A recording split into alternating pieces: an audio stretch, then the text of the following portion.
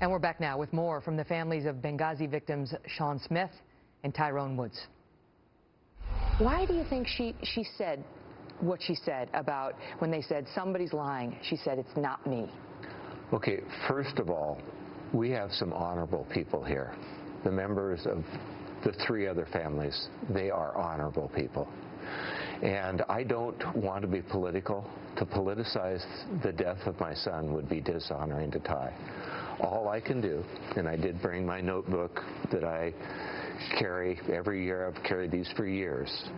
And I'll just read what I said, and then I will let people, whether you're Democrat or Republican or Independent, draw your own conclusions. You wrote this down right after. Yes. This is what I will write down, or I wrote down.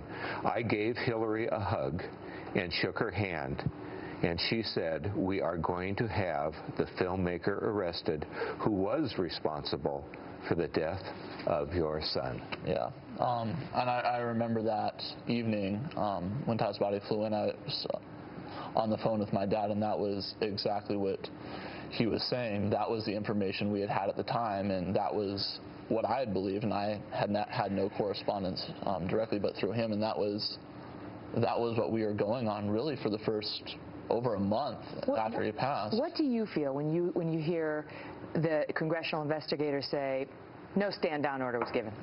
That's not how it went down. Despite the testimonials of the guys who fought the fight, and you hear partisans say, would you move on? Benghazi's done.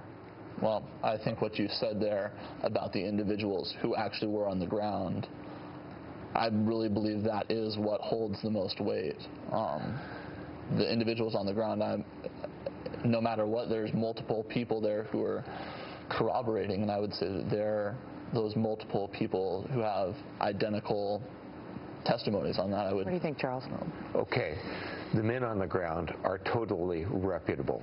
They risk their lives because of integrity, because of honor. They don't lie. They have no motivation to lie. And even if, okay, look at the facts. Ty and the rest of them would have left immediately if there had been no stand-down order. That's what they would have gone immediately. And that's what the three guys said. Yes, exactly. I want to ask you about that, Pat. Those are the facts.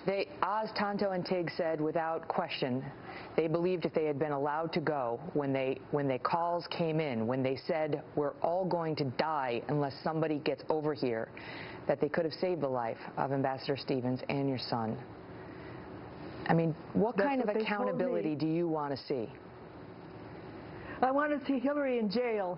It was her department, and she'd been lying, and she's turned the whole country into a bunch of liars.